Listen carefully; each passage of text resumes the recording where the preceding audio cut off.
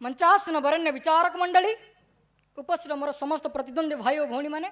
मोर समस्त प्रिय गुरुजन वृंद मु सौम्यरंजन मिश्र आपण सम्मुख में आज विषयवस्तु पर आलोकपात करने को दंडायमान। भारत वर्ष विश्वर सर्वबृहत गणतांत्रिक राष्ट्र भाव में मान्यता पाई। आज भारत वर्षर गणतंत्र को नहीं समग्र विश्व चर्चा चली किंतु भाविले दुख लगे जिते भारत वर्षर हिमालय आरंभ कर कन्याकुमारी पर्यटन परिव्याप्त भूखंड प्रश्नवाची सृष्टि हुए भारत वर्षर गणतंत्र प्रकृत में सफल कि मुझार नास्ति सूचक उत्तर देवाक चाहे अर्थात भारत वर्षर गणतंत्र सफल हो पारि नहीं। कौन पाए सफल होना भारत वर्षर गणतंत्र से आपण समय केतोड़े बिंदु रखा चाहे जो महामानव जो महामनीषी मैंने निजर कष्टलब्ध कर 2 वर्ष 11 मास 18 दिन धरी परिश्रम कर भारत वर्षर संविधान को प्रणयन करते संपद ये भारत वर्षर गणतंत्र एवं भारत वर्ष सफल हो पारि नहीं। जो स्वाधीनता संग्राम मैंने दीर्घ 200 वर्ष धरी इंग्रेज मान युद्ध करते पूर्वर मोगल मराठा मान युद्ध कर भारत वर्ष स्वाधीनता प्रदान करते स्वप्न आज साकार हो पारि नहीं।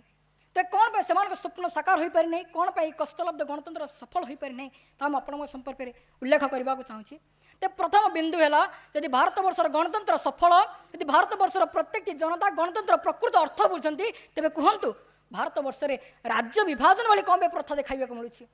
1966 मसीह मास्टर तारा सिंह नेतृत्व आंदोलन परिणाम स्वरूप जन्म नहीं पंजाब और हरियाणा वाली 2टी राज्य परवर्ती समय विदर्भ भली उत्तर भारत जो एक राज्य विभाजित हो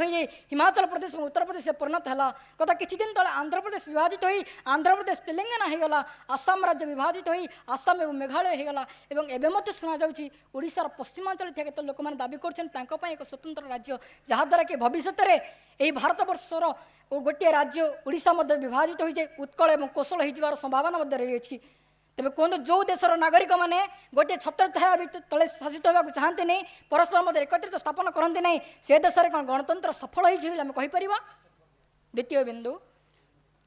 भारत वर्षर संविधान प्रस्तावन उल्लेख अच्छी जाति धर्म वर्ण भाषा निर्विशेष आम समस्त भारतीय एक यदि भाषा निर्विशेष आम समस्त भारतीय एक तेज कहतु कहीं भारत वर्ष में भाषागत विविधता देखा मिलूँ।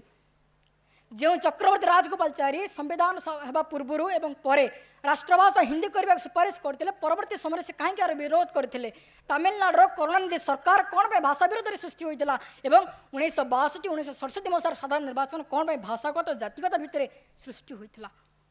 यदि लोक मध्य भाषागत विभिन्न देखा जाए तेज से देश में गणतंत्र सफल बोली गणतंत्र एक मुख्य अंग हो निर्वाचन व्यवस्था।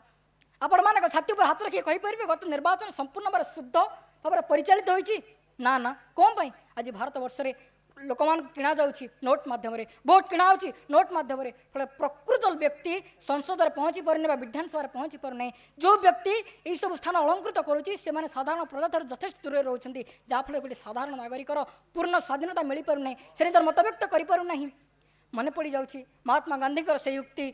जितेबाला कि गोटे नारी भारत वर्ष राति अधे चली पार से भारत वर्ष प्रकृत गणतंत्र सफल हो पार। आपण मैंने तो गणतंत्र देखुए गणतंत्र चतुर्थ स्तंभ गणमाध्यम भल भाव जानी खबर कागज पढ़ुवे कहतु राति 9 दूर कथा दिन 12 भारत वर्ष गोटे शिशु हो कि नारी संपूर्ण सुरक्षित नुहे यही परिप्रेक्षी कौन आम कहीपर भारत वर्ष गणतंत्र सफल हो मन पड़ जाऊँ 1971 मसीह जो भिविगिरी संसदर मिलित अधिवेशन में उद्घोषणा करते से कहते आगामी परिस्थिति एपरी परिस्थिति आसो जो कि भारतर गणतंत्र एक घोर संकटमय समय कालातिपात कर बोधे तांकर से परिणाम से उद्घोषणा और आज भारत वर्ष में साफल्य मंडित होती। जो देश में हिंसार वशवर्ती हो भारत वर्ष 2 जन प्रधानमंत्री हत्या कराए से देश में गणतंत्र सफल होगा कहीपर ना ना निश्चित भाव में ये भारत वर्ष गणतंत्र सफल करें आम युव समाज छाती भी चलिया पड़ो अंटा भिड़ा पड़ो और गणतंत्र 4टी जाक स्तंभ को सुदृढ़ करा पड़ो गोटे टेबुल ठिया 4टी जाक स्तंभ दरकार ठीक से गणतंत्र सुदृढ़ करा 4टी जाक स्तंभ को सुदृढ़ करा पड़ो। जो पुण्यात्मा पुण्यतिथि ये आयोजन होती गोटे पद्य आपण विराम नाक चाहे प्रजासाधारण मत जेबे उपेक्षित अशांति अनलभि हृदय संचित प्रजासाधारण मत जेबे उपेक्षित अशांति अनलभि हृदय संचित दमन पवन थरे जलिले पावक मने नहीं बेड़िसल कृपाण सहायक उठे से दवाग्नि क्रमे महारुद्र वेशे भीषण विप्लव बात्या भय सारा देशे भीषण विप्लव बात्या भय सारा देशे। धन्यवाद। भारत माता की जय।